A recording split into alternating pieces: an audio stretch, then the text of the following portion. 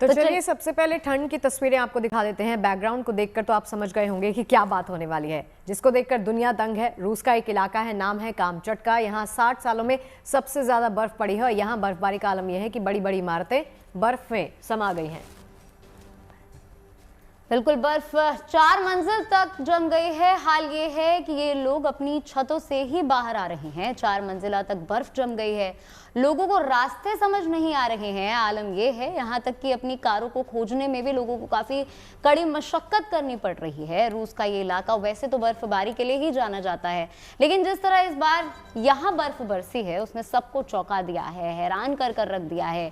रूस के मौसम विभाग का कहना है कि इलाके में 6 फीट से ज्यादा बर्फ गिरी है। ये इलाका मॉस्को से करीब 7000 किलोमीटर दूर है। बर्फबारी के बाद रेस्क्यू का काम शुरू हो गया है, लोगों को सुरक्षित जगहों पर ले जाया जा रहा है। आपके सामने ये तमाम तस्वीरें हैं और ये तस्वीरें बता रही हैं कि बर्फ ने यहाँ लोगों को किस तरीके से मुसीबत में डाल दिया है।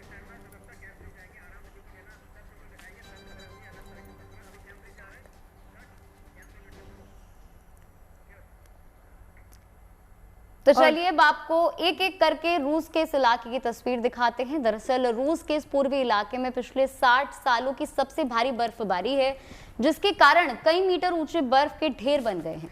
जी हाँ, देखिए तस्वीरें आपको लगातार दिखा रहे हैं। इन भारी बर्फीले ढेरों ने इमारतों के प्रवेश द्वार बंद कर दिए और कई कारें पूरी तरह से बर्फ में दब गईं। तस्वीरों में आप देखिए कि कैसे मकानों के बाहर बर्फ का पहाड़ खड़ा हो गया। लोगों को अपने घरों में जाने के लिए रास्ते बनाने पड़ रहे हैं।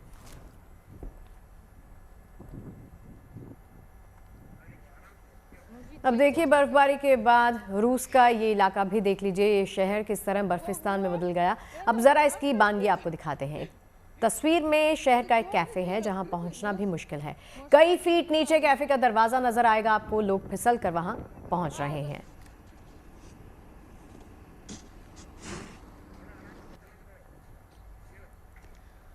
रूस की मौसम एजेंसियों का कहना है कि ये इस इलाके में आया बर्फीला तूफान दर्शकों में सबसे भारी तूफानों में से एक माना जा रहा है। यहाँ कई इलाकों में बर्फ की गहराई 2 मीटर से भी ज्यादा हो गई है। तस्वीरें आप देख सकते हैं। लोगों का कहना है कि रूस के कामचटका इलाके में इतनी बर्फ 1970 के दशक की शुरुआत से नहीं देखी गई थी। आप जो बर्फ देख रहे हैं, सारा शहर इस बर्फ के नीचे है। इस बर्फ के नीचे सड़कें हैं और लोगों की गाड़ियां भी हैं। अभी फिलहाल हालत यह है कि कुछ भी नजर नहीं आ रहा है। चलिए अगली तस्वीर भी आपको दिखा देते हैं। रूस से बर्फबारी की जो तमाम तस्वीरें आ रही हैं उसमें एक वीडियो भी आया है। इस वीडियो में स्थानीय लोग ट्रैफिक लाइटों के बराबर ऊंचाई तक जमी बर्फ पर चलते हुए आपको दिखाई देंगे, जबकि सड़कों के किनारे कई मीटर ऊंचे बर्फ के विशाल ढेर लगे हुए थे। कुल मिलाकर देखिए इस बर्फबारी ने रूस के इस शहर में एक नया रिकॉर्ड भी कायम किया है। कुछ लोगों के लिए ये बर्फ दुश्वारियां साथ लेकर आई, तो वहीं कई लोग इस बर्फबारी का आनंद लेते हुए भी इन तस्वीरों में आपको नजर आ जाएंगे। तो बर्फबारी की वजह से देखिए एक तरफ तो लोगों को मशक्कत करनी पड़ रही है, वहीं दूसरी तरफ ये कुदरती सुंदरता लोगों को खूब भा रही है। तो घर के बाहर बर्फ है या बर्फ के ढेर के बीच घर बना हुआ है, ये समझ में नहीं आ रहा है। इन तस्वीरों को देखकर तो कम से कम ऐसा ही कहना सही होगा। देखिए घर के बाहर बर्फ के ऊंचे ऊंचे ढेर लग गए हैं। कहीं कहीं तो 1-2 मंजिल तक ऊंची बर्फों का ढेर है। इन्हीं बर्फ के ढेर में घर के बाहर खड़ी गाड़ियां भी समा गई हैं। यहाँ तक कि अपनी गाड़ियों तक पहुंचने के लिए लोगों को बर्फ से गुजर कर जाना पड़ रहा है। लोग छलांग लगाकर कार तक पहुंचते हुए देखे जा सकते हैं। तो तस्वीरें आप देख सकते हैं किस तरीके से बर्फ की मोटी चादर हर ओर नजर आ रही है और आलम यह है कि लोगों को खुद की गाड़ी तक पहुंचने में दिक्कत का सामना हो रहा है। अब देखिए एक और तस्वीर देख लीजिए। इमारतों के सामने खड़ी कारों का क्या हाल है। कारों के ऊपर बर्फ लगातार हटाई जा रही है। कई कारों से बर्फ हटाकर उसे साइड कर दिया गया है, जबकि कई कारें अब भी बर्फ में समाई हुई आपको नजर आएंगी। कई जगह तो कार के ऊपर बर्फ हटाने के बाद भी वो कार अपने करीब खड़ी बर्फ के ढेर से काफी नीचे है, इतनी नीचे कि उसके ऊपर खड़े शख्स से भी बर्फ का ढेर काफी ऊंचा आपको दिखाई देगा।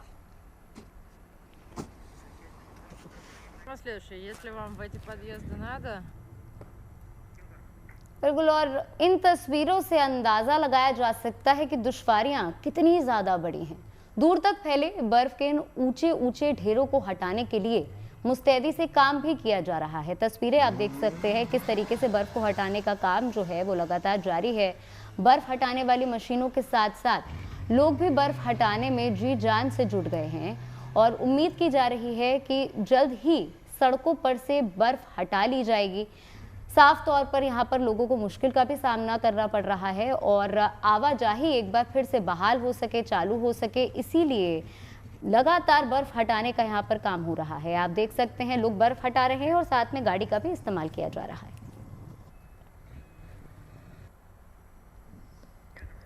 अब देखिए, इससे लगातार हो रही बर्फबारी के चलते लोगों की दिक्कतें तो बढ़ी हैं। कई इलाकों में आपको लोगों का रहना भी दूभर नजर आएगा। इन बर्फीले ढेरों की वजह से इमारतों के प्रवेश द्वार भी बंद कर दिए गए हैं। कई कारें पूरी तरह से बर्फ में दबी हुई आपको नजर आएंगी, जिसके बाद लोगों को रेस्क्यू करके दूसरी जगहों पर शिफ्ट भी किया जा रहा है। तस्वीरों में आप देख लीजिए, बस के जरिए लोगों का रेस्क्यू कर उन्हें सुरक्षित स्थानों पर पहुंचाने का काम भी यहाँ पर किया जा रहा है। तो बर्फबारी की वजह से लोग कितने परेशान हैं वो आप देख सकते हैं। अब देखिए, बर्फ के पहाड़ के नीचे दबे हुए शहर की कहानी अब आपको दिखाते ही नहीं, वहां के स्थानीय लोगों की आवाज में आपको सुनाते हैं। लोग आपस में बात कर रहे हैं, उनकी कार कहां पर है, शायद बहुत नीचे बर्फ में कहीं दबी हुई है। इन्हीं बर्फ में किसी का कैफे भी गुम हो चुका है, शायद बर्फ से कैफे के दरवाजे तक बंद हो चुके हैं, जिसे ढूंढने की यहाँ पर कोशिश की जा रही है।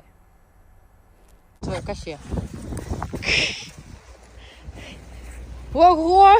Это вот там кафе? Ну ты дерни дверь, открыта? Нет. Может, нам туда не надо? А, закрыто? Я хочу, чтобы вы посмотрели уровень снега, в котором похоронена моя машина. Где-то там моя тачка.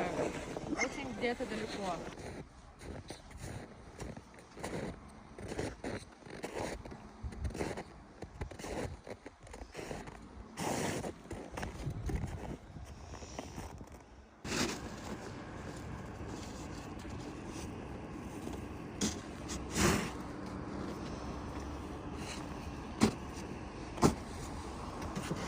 Следующее, если вам в эти подъезды надо, вот там в пролазе, сейчас покажу, там вот, ну короче, там надо пролезть, и ты будешь там во дворе. तो रूस में बर्फ का साम्राज्य केवल कमचटका इलाके में ही नहीं है, मॉस्को भी इस वक्त बर्फ से ढक गया है। देखिए, भारी बर्फबारी के बाद मॉस्को के बीचों बीच का इलाका बर्फ का विशाल ढेर बन गया है। यहाँ इस जमी बर्फ को म्यूस्काया स्नो ड्यून कहा जाता है। ये ढेर पहली बार साल 2018 में दिखाई दिया था। खास तौर पर जब ज्यादा बर्फ बरसती है तो शहर की सारी बर्फ यहीं जमा हो जाती है। इस बार यहाँ इतनी बर्फ गिरी है कि बर्फ का ये ढेर लगभग 5 मीटर ऊंचा हो गया है। फिलहाल बर्फ का ये मिनी पहाड़ मॉस्को में पर्यटकों का ठिकाना भी बन गया है, आकर्षण का केंद्र भी बन गया है। लोग यहाँ बर्फ पर फिसलने या इसके साथ तस्वीरें खींचने लगातार आ रहे हैं। देखिए, पिछले साल लोगों ने इस बर्फ के ढेर के लिए सोशल मीडिया अकाउंट तक बना दिए थे और इसका जन्मदिन भी बनाया गया था बाकायदा। इस सर्दी से पहले म्यूस्काया स्क्वायर पर 5 साल से ऐसा कोई बर्फ का ढेर नहीं बना था, लेकिन इस बार जबरदस्त बर्फबारी हुई और बर्फबारी के बाद मॉस्को में बर्फ का ये पहाड़ एक बार फिर से आबाद हो गया।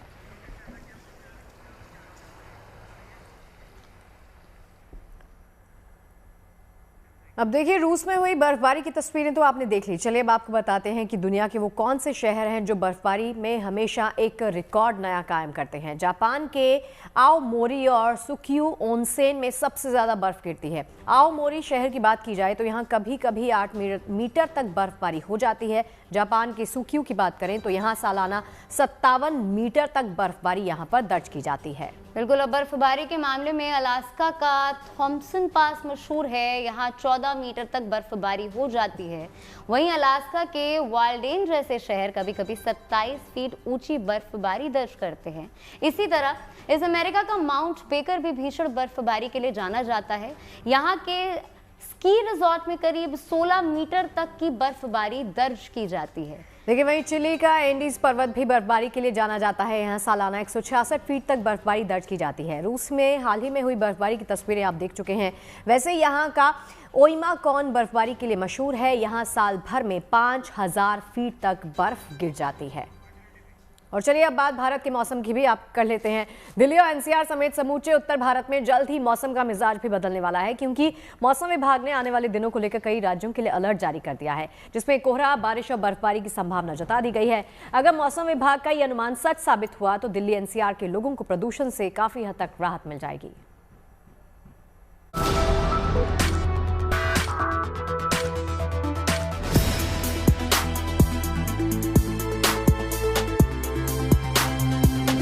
समूचा उत्तर भारत इन दिनों जबरदस्त ठंड का सामना कर रहा है। कहीं बर्फबारी के बाद जमा देने वाली ठंड पड़ रही है, कहीं शीतलहर की मार है और कहीं घने कोहरे का असर जोरदार है। बीते कई दिनों से ये हाल पहाड़ से लेकर मैदानों तक बना हुआ है। लोग इस ठंड से बचने के लिए तरह तरह के उपाय भी कर रहे हैं, लेकिन सर्दी का ये असर अभी कम होने के आसार नहीं है। अभी तक पहाड़ों पर जमकर बर्फबारी हुई है, जिसके चलते मैदानी इलाकों में ठंड बढ़ गई थी, लेकिन पिछले 24 घंटे से श्रीनगर शहर के साथ साथ मैदानी इलाकों में भी ठंड से लोगों को राहत मिल रही है। कड़ाके की ठंड नहीं है, शून्य के आसपास तापमान है, क्योंकि पूरा आसमान जो है वो बादलों से घेरा हुआ है और जो साफ संकेत दे रहा है कि आने वाले दिन पूरे कश्मीर में बर्फबारी से भरे होंगे और यहाँ तक कि जो गणतंत्र दिवस समारोह है 26 जनवरी को, वो भी शायद बर्फबारी के बीच मनाया जाएगा। इस बीच मौसम विभाग की ओर से आने वाले दिनों को लेकर कई राज्यों के लिए अलर्ट जारी किया गया है, जिसपे कोहरा, बारिश और बर्फबारी की संभावना जताई गई है। मौसम विभाग का कहना है कि कश्मीर और हिमाचल प्रदेश में 22 से लेकर 23 तक भारी बारिश और बर्फबारी हो सकती है, जबकि उत्तर पश्चिम भारत के आसपास के मैदानी इलाकों में 22 से लेकर 25 जनवरी के दौरान बारिश की संभावना है। इसके अलावा पंजाब, हरियाणा, चंडीगढ़, उत्तर प्रदेश और बिहार में अगले 2 से 3 दिनों में घने से बहुत घना कोहरा छाए रहने की संभावना है। मौसम विभाग की माने तो आने वाले दिनों में जल्द ही दिल्ली हो, दिल्ली एनसीआर की बात की जाए, पंजाब की बात की जाए, हरियाणा की बात की जाए, जितने भी मैदानी इलाके हैं 2 दिन के बाद जो है बारिश की संभावना जताई जा रही है। वहीं उत्तराखंड की बात की जाए तो 23 और 24 तारीख को वहां पर तेज बर्फबारी का जो है वो अनुमान है, जिसकी वजह से वहां पे ठंड बढ़ेगी और उसका असर सीधा मैदानी इलाकों में नजर आने वाला है। मौसम के मिजाज में ये बदलाव बैक टू बैक आने वाले 2 वेस्टर्न डिस्टर्बेंस की वजह से देखने को मिलेगा। यानी उत्तर भारत में मौसम एक बार फिर करवट लेने जा रहा है, जिससे पहाड़ों पर बर्फबारी और मैदानी इलाकों में बारिश की संभावना है। श्रीनगर से अशरफ वानी और दिल्ली से मनीषा लड्डा के साथ bureau report, good news today.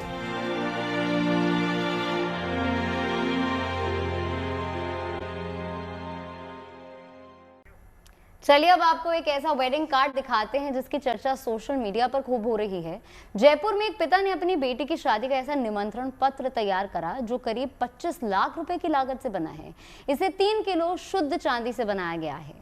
पिता ने अपनी बेटी के लिए बनाए चांदी के इस वेडिंग कार्ड या कहें बॉक्स में 65 देवी देवताओं की प्रतिमाएं उकेरी हैं। सबसे ऊपर भगवान गणेश विराजमान हैं, तो दाहिनी ओर माता पार्वती और बाईं ओर भगवान शिव के चित्र उकेरे गए हैं। नीचे माता लक्ष्मी और भगवान विष्णु हैं। सबसे ज्यादा ताजुब इस बात का है कि 128 चांदी के टुकड़ों से तैयार इस कार्ड में न कील लगी है और न ही किसी भी तरह के पेज का कोई इस्तेमाल किया गया है। बेटी के पिता खुद जौहरी हैं। उनका कहना है कि इस कार्ड को उन्होंने 1 साल में तैयार किया है। स्वर्गीय श्रीमती हेमी देवी एवं स्वर्गीय हमारे जब बच्ची का संबंध हमने पक्का करा तो हमारे को पापा ने कहा कि बच्ची को कोई ऐसी नायाब चीज़ बना के दो जो उनकी पीढ़ी दर पीढ़ी देखे। फिर हमारे 6 महीने हमने सोचने के बाद हमारे ये विचार आया कि उनको ये चीज़ बना के देनी है, तो हमने इसको 6 महीने सोचने के बाद फिर 1 साल इसके ऊपर मेहनत करके इसको तैयार करा गया। 3 किलो चांदी लगी है करीब। मैं आपको हल्का सा पहले पढ़ के बताता हूँ। सबसे पहले सर्वप्रथम श्री गणेशाय नमः। फिर हमारे दादा परदादा परदादी जी का नाम है स्वर्गीय श्रीमती हेमी देवी एवं स्वर्गीय श्री हीरालाल जी सोनी डावर की पड़पोती, स्वर्गीय श्रीमती राधा देवी एवं श्री सतीश चंद जी सोनी डावर की पोती, श्रुति संघर्ष के मंगल परिणोत्सव 20/1/2026 मंगलवार, साजी श्री कमल जी मावर और साजी श्री अशोक जी मावर लिखा हुआ है। तो चलिए अब आगे बढ़ते हैं और आपको दिखाते हैं धर्म और संगीत के बीच जुगलबंदी की एक ऐसी तस्वीर जो कि बेरूत से सामने आ रही है। देखिए, बेरूत के एक नाइट क्लब में सिर्फ म्यूजिक ही नहीं गूंजा बल्कि एक अलग ही कहानी गूंजी है, क्योंकि साउंड सिस्टम के पीछे कोई और नहीं बल्कि एक पादरी डीजे की भूमिका निभाता हुआ नजर आया। क्या है इस दिलचस्प कहानी की इनसाइड स्टोरी, देखिए हमारी इस खास रिपोर्ट में।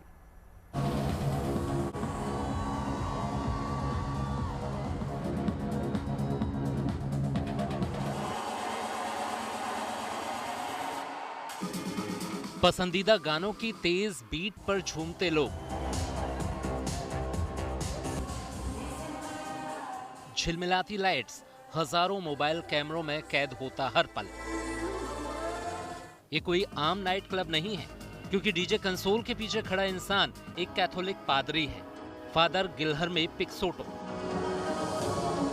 बेरूत के इस क्लब में संगीत के साथ गूंज रहा है एक अलग संदेश, जहां धर्म, कपड़े या पहचान से ज्यादा अहम है एक दूसरे का सम्मान। जब हम किसी पार्टी में जाते हैं तो ये मायने नहीं रखता कि कौन सा संगीत है, सब एक ही सफर पर होते हैं। कोई धर्म नहीं देखता, कोई कपड़े नहीं देखता। डांस फ्लोर पर सम्मान और सहनशीलता की एक जबरदस्त भावना होती है। Religion, about the clothes, about you feel this on the dance floor, this amazing energy. करीब 2000 लोग इस इवेंट का हिस्सा बने। हर कोई मोबाइल से वीडियो बनाता नजर आया।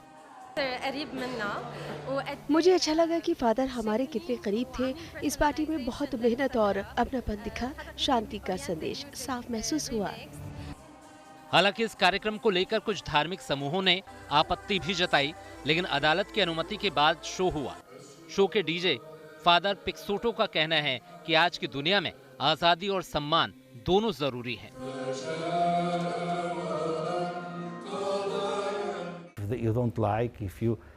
अगर किसी को मेरा काम पसंद नहीं है तो मेरे लिए दुआ करें। ये एक आजाद दुनिया है, हर किसी को पसंद करना जरूरी नहीं है, लेकिन सम्मान करना जरूरी है। फादर पिक्सोटो ने नाइट क्लब के अपने शो के बाद अगले ही दिन प्रार्थना भी कराई, जिसमें बड़ी संख्या में लोग शामिल हुए। यहाँ ये लोग, खासकर युवाओं का मानना है कि जब पोप का आशीर्वाद साथ है तो सवाल उठाने की जरूरत नहीं। ट्रांस 2 पोप उन्हें आशीर्वाद दे चुके हैं, तो मुझे इसमें कोई समस्या नजर नहीं आती। संगीत के जरिए शांति, सम्मान और साथ रहने की फादर पिक्सोटो की इस नई कोशिश ने साफ कर दिया है कि धर्म कोई दीवार नहीं बल्कि लोगों को जोड़ने का जरिया है। Bureau report, good news today. और चलिए अब आपको लेकर चलते हैं प्रभु राम की नगरी अयोध्या में, जहां इन दिनों आस्था और भक्ति का सैलाब उमड़ा हुआ है। श्रद्धालुओं की ये भीड़ प्रयागराज में चल रही माघ मेले के कारण दिखाई दे रही है। देश के अलग अलग हिस्सों से आने वाले इन राम भक्तों को कोई परेशानी ना हो, इसके लिए सुरक्षा के भी खास इंतजाम अयोध्या प्रशासन की तरफ से यहाँ पर किए गए हैं।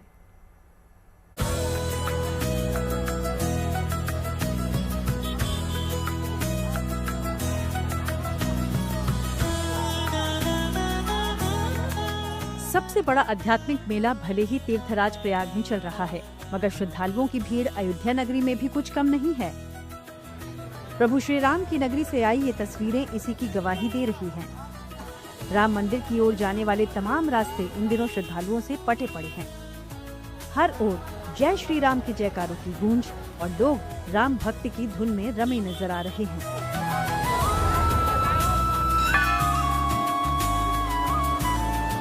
अयोध्या पहुंचने वाले ये श्रद्धालु न सिर्फ भव्य राम मंदिर में रामलला के दर्शन और पूजन कर रहे हैं, बल्कि हनुमानगढ़ी मंदिर और सरयू मैया का आशीर्वाद लेना भी भूल नहीं रहे हैं। राम जन्मभूमि के मुख्य द्वार पे हम खड़े हैं और यहीं पे आप दिखाएंगे जो भक्त हैं वो लगातार इस राम पथ पे आपको नजर आ रहे होंगे। जो सैलाब है वो लगातार यहीं पे देखने को मिल रहा है। सुबह से ही, भोर से ही यहाँ जो श्रद्धालु हैं वो लगातार दर्शन पूजन करते नजर आ रहे हैं। भीड़ काफी ज्यादा, उसको देखते हुए प्रशासन ने जगह जगह बैरिकेटिंग की व्यवस्था भी की है। बीच में बैरिकेड की गई है, जगह जगह हर सकरी गलियों पे निगरानी की जा रही है। हर जगह बैरिकेड के साथ साथ लोगों को, श्रद्धालुओं को दिक्कत ना, उसको देखते हुए प्रशासन ने जो है जगह जगह गाड़ियों के आवागमन को भी रोक रखा है। साथ ही जो है राम जन्मभूमि पथ पर जो है, भक्ति पथ पर हर जगह सिर्फ श्रद्धालु आपको नजर आ रहे होंगे। वैसे तो राम मंदिर बनने के बाद से ही देश और दुनिया भर से श्रद्धालु दर्शन के लिए अयोध्या आ रहे हैं, लेकिन अगर मौका तीज, त्योहार और विशेष आयोजनों का हो तो अयोध्या में श्रद्धालुओं की ये भीड़ अब आम हो गई है। यही वजह है कि इस वक्त प्रयागराज में चल रहे माघ मेले की वजह से अयोध्या में आस्था का ये सैलाब नजर आ रहा है।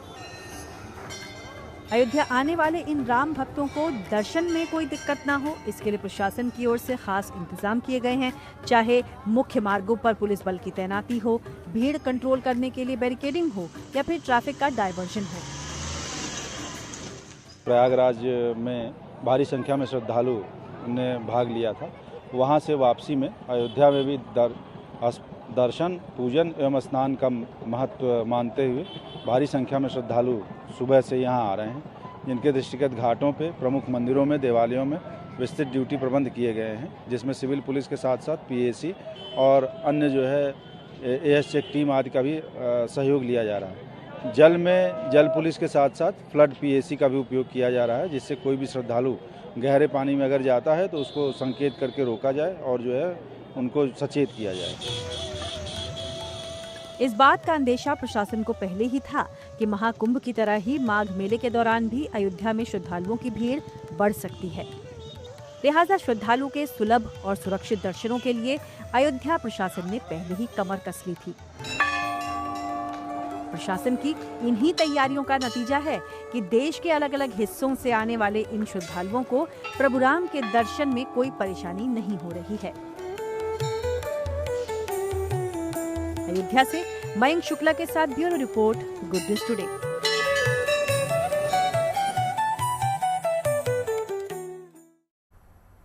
और अब बात रामधनुष की, जिसे ओडिशा के पुरी से अयोध्या रवाना किया गया है। इसे राउरकेला के एक संगठन की ओर से तैयार करवाया गया है। ये पंच धातु से बना हुआ है। इसमें 986 ग्राम सोना और 2.5 किलो चांदी भी है। इस धनुष को 22 जनवरी को अयोध्या धाम में प्रभु श्री राम के चरणों में अर्पित किया जाएगा। इस धनुष को राउरकेला से अयोध्या के लिए 2 जनवरी को रवाना किया गया था। इसको लेकर निकली धनुष यात्रा सोमवार को पुरी पहुंची, जिसके बाद वहां से ये अयोध्या धाम के लिए रवाना हो गई। इसी धनुष को भुवनेश्वर में भी प्रदर्शनी के तौर पर लगाया जाता था।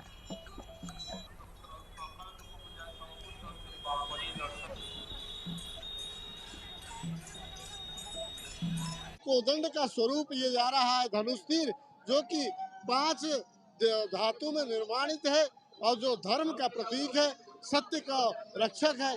इसी को मानकर हम लोग आज श्री क्षेत्र जगन्नाथपुरी से अयोध्यापुरी के लिए आज स्वागत करके भगवान के लिए छोटा सा तुच्छ सा भेंट उनके चरणों में निवेदन कर रहे हैं। महाप्रभु की कृपा से आज धनुष यात्रा का शुभारंभ हो रहा है। पुरी से अयोध्या में जाके इसको मतलब भेंट किया जाएगा, जो कि 5 धातु से बना हुआ धनुष है। 235 केजी का ये धनुष है और धनुष में स्वर्ण लगा हुआ है 1.5 केजी और इसमें चांदी का भी मिश्रण है 5 केजी का। बाकी में पंच धातु से मिश्रण से किया हुआ है 235 केजी का ये। और चलिए अब आपको एक ऐसे दिव्य त्रिशूल के दर्शन करवाते हैं जो ऐतिहासिक और आस्था का प्रतीक एक और पुरातन त्रिशूल की कॉपी है। गुजरात के अंबाजी मंदिर के लिए बनाए गए इस दिव्य त्रिशूल का उद्घाटन बड़े ही धूमधाम से हुआ, लेकिन यहाँ ये जानना आप सबके लिए बेहद लाजमी है कि आखिर वो कौन सा पुराना दिव्य अखंड त्रिशूल है जिसकी आस्था की छाया में अंबाजी मंदिर के त्रिशूल का निर्माण किया गया। साथ ही ये भी बताते हैं कि हाल ही में अंबाजी मंदिर के लिए किस भक्त ने दिल खोलकर सोने का दान किया है।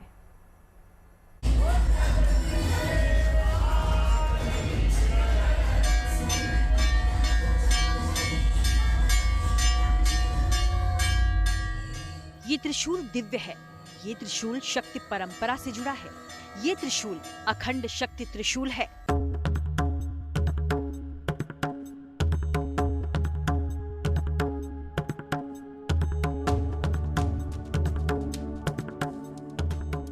अहमदाबाद में अंबाजी मंदिर के त्रिशूलिया घाट पर स्थापित किए जाने वाला ये विशेष त्रिशूल शक्ति परंपरा के पुनर्जागरण का प्रतीक माना जा रहा है, जिसे अंबाजी मंदिर ट्रस्ट और जय भोले ग्रुप के साझा प्रयास से तैयार किया गया। हाल ही में अहमदाबाद के वटवा में इस भव्य अखंड शक्ति त्रिशूल का उद्घाटन कार्यक्रम था, जिसमें श्री आरासुरी अंबाजी माता देवस्थान ट्रस्ट और प्रशासन से जुड़े लोग खास तौर पर पहुंचे।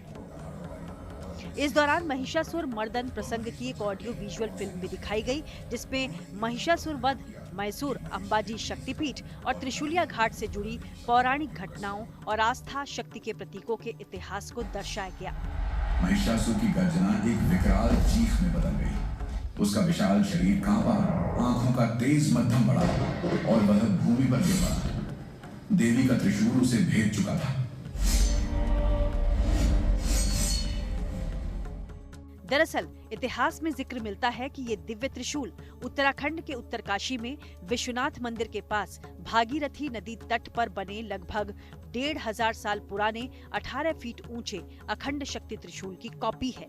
उसी ऐतिहासिक त्रिशूल से प्रेरणा लेते हुए अंबाजी मंदिर के ऐतिहासिक त्रिशूलिया घाट के लिए अब करीब 16 फीट ऊंचा दिव्य अखंड शक्ति त्रिशूल तैयार किया गया। इसका वजन करीब 600 किलो है। पुराणों के अनुसार भगवान शिव से मिले उत्तरकाशी स्थित शक्तिशूल से देवी ने आज के मैसूर यानी उस वक्त महिषासुर की धरती पर राक्षस महिषासुर का वध किया था, जिसे उन्होंने उत्तरकाशी में स्थापित किया था।